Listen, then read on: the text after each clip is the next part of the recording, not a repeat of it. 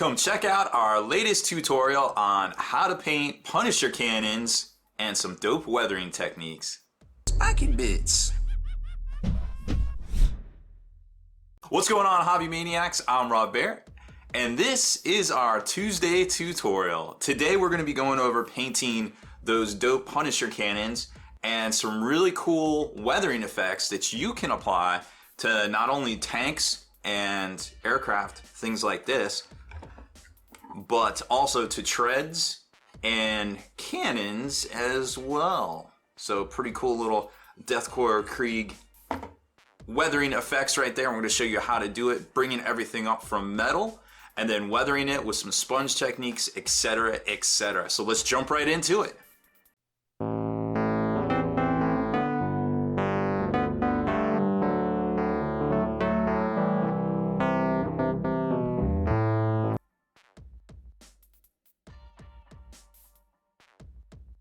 That's right, it's big effing gun time. So we're gonna paint up this half of the Avenger Gatling cannon for the Boucher. I think that's what it's called, the Punisher cannon. Dope, the twin Punisher cannon. I don't know, whatever. It's a cannon.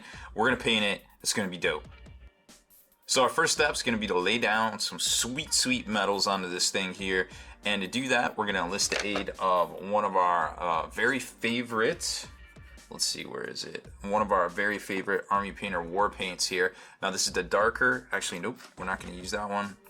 Yeah, we are gonna use that one. I have a hard time keeping track of these. This is the plate mail metal. It's the darker of the two metals that we like to use here. This is shining silver right there. So you can definitely see it right there. It is indeed a bit darker. So we're gonna come in here, we're gonna hit this bad boy up, give it a nice solid blast with the airbrush. Now I'm holding it, so that's not exactly going to be conducive to airbrushing, but you're going to see here that we're just going to give it right off the bat. This stuff airbrushes fantastically. I'm going to give it a nice solid base coat through and through, all the way up the ammo feed line and all of that. So this, I have never been more impressed with metals than I have with the Army Painter Golds, which you've seen me use on here, and also now these silvers right here. So I'm just going to go through and finish base coating this all up, and we'll come back for the next step.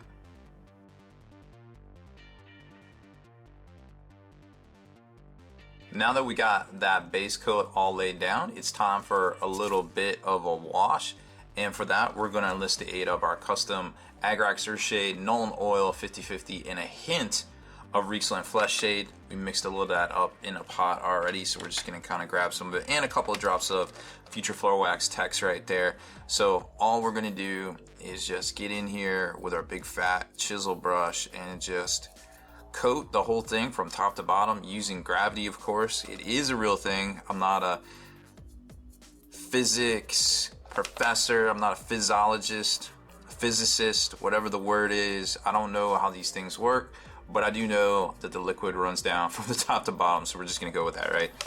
And getting around at the bottom here, all these things are gonna combine to get in here and coat the miniature, and we're gonna give it a light dry brush after that, after it all dries. So we're gonna finish all that up and come on back and hit it with a light dry brush.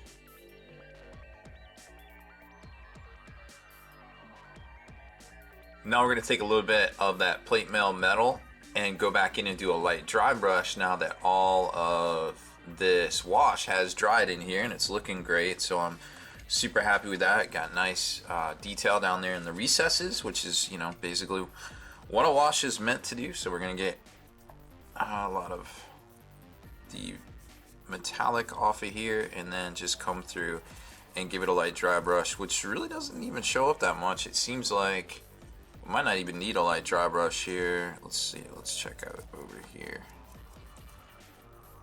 I don't know, doesn't seem like we need it quite. It seems like the wash really got in a lot of the recesses there.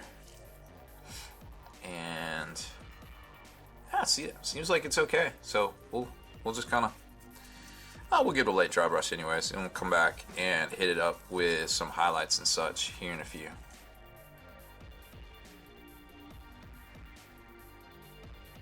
So next step here is going to be to cut in some of our brown highlights to make that dirty steel. So we're going to go over to Reaper's Harvest Brown, one of our go-to colors here. It's a great, very, very awesome orange brown, and we're gonna get in here and start hitting a lot of these areas here where there might be dirt and grime and things like that, just to sort of make this whole thing pop. So we're gonna grab all of that, come in here with our airbrush, and just start hitting some areas. Now the way that we're gonna highlight, or I guess this is probably as high as we're gonna go, we're gonna cut this back with a lot of black here in a minute. So I wanna leave a nice kind of larger area here to use the black on. So right there you're gonna see where this is gonna be on the side of the plane, something like that. And then of course we'll get right here where the feed goes in on the front. We'll come around the side right here, tie it all together. Depending on what angle you're looking at, you're gonna see the brown. Bring it back up, and we'll pull it back all the way through here and across here, right here. I think we should probably get the back a little bit, but yeah, that's pretty much it. Quick and easy on this one, and we'll do a little bit of that. We'll do probably a little bit of work on that like spot right there. Hit that with a little bit of black, and we'll do a little bit of work where this feed's gonna go into the actual machine gun itself as well, but that's gonna be on the other side, so we're not gonna worry about that quite yet. So there, our highlights are done, or I guess weathering, whatever you want to call it. The contrast that we're gonna add to this is almost done. We're gonna add some black up next.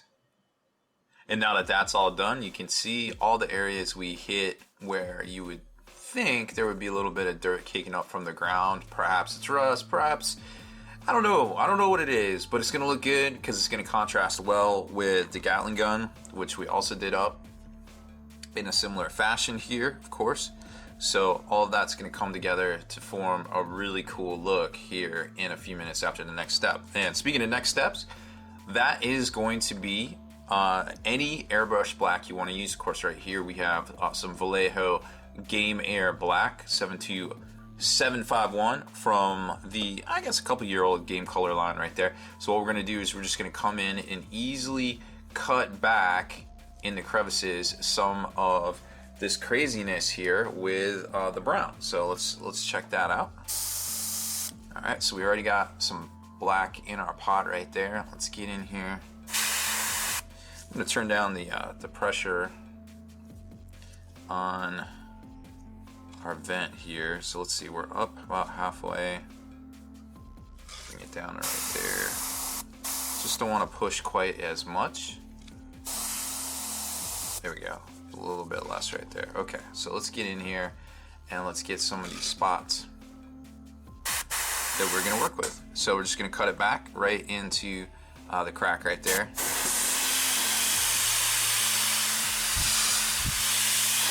You can see it fundamentally changed the color already. It went from super light to super light and also shaded. And that's what's really cool about this color combination. It's very easy and very sweet to work with. So now across the bottom here where you're gonna see it from the ground, and we're just going in a large pattern across the middle, which will of course fade up through, which you can see right there. Definitely looking cool. And we gotta get this crack right here, of course. And we'll do it from the other side, which you can see right there. So we'll just kind of keep going through, hitting a lot of these areas that is instantaneously going to transform this from super bright to awesomely weathered fuel, or I guess this is ammo canisters, in just a few quick steps right here. Anywhere there needs to be contrast, black does a great job with that right here, of course. And we'll burn this out to, let's see, boom. So all this is going to come together. Of course, it is opaque paint, so it's going to fade a little bit, but in the long run, we're pretty much looking at exactly how it's going to look and feel here in a few minutes. So we'll go through and do all that work and then come on back and talk about the next step, which is quite possibly the funnest.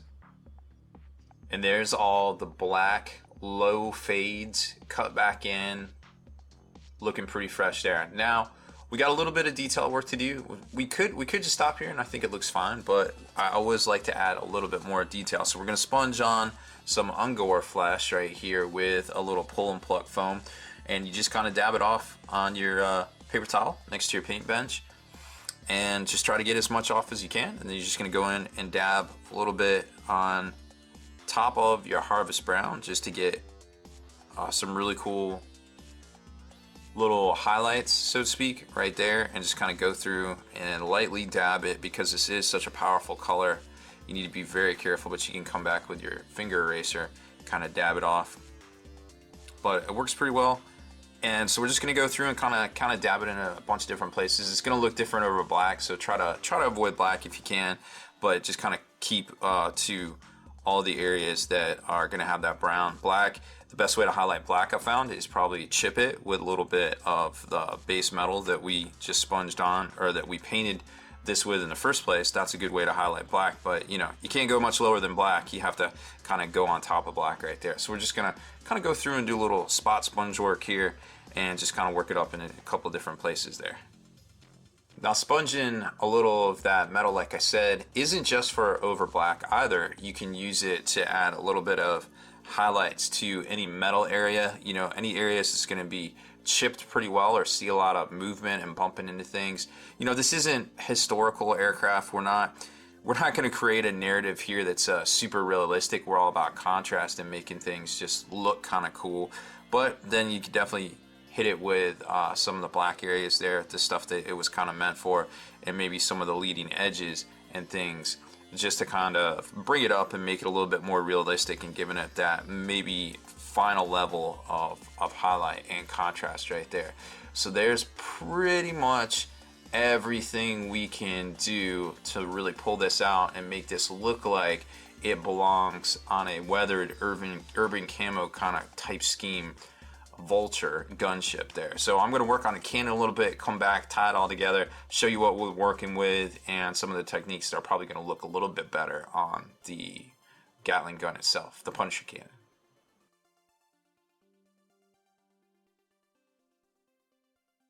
Alright, so there it is. We've got the Gatling Punisher cannon all done up between the two.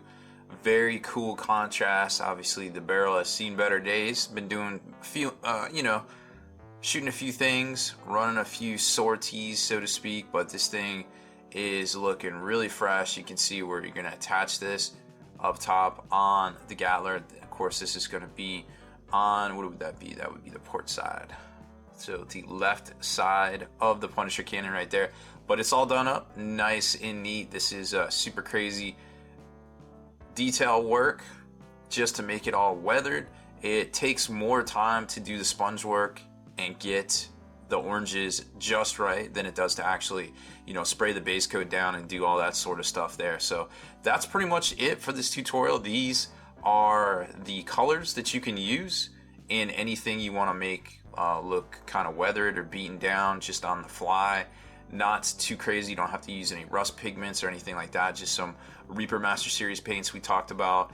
You can mix in a little, you can even hit it with some orange brown, some Ungor flesh from Games Workshop, whatever you want to do. Any kind of flesh color right there will do work. And then we chipped, you know, the tops of the barrel here with a little bit of metal, and then of course came back and hit over it with a little bit more black right there. So that's it. I think this thing looks great. I can't wait to glue it on top of my Vulture and see what they look like all matched up to it. Of course, you know, the great steel contrast with it, because it is inherently machinery and it's going to be very steely looking. So I can't wait to try this out and get it on there. So if you like our video features here on YouTube, make sure you subscribe to this channel, turn on notifications so you can be the very first to comment and like on our video features here, and head on over to thelongwar.net. That's the home of the Battle Report for exclusive content, early access videos, and more. Become a veteran of the Long War today.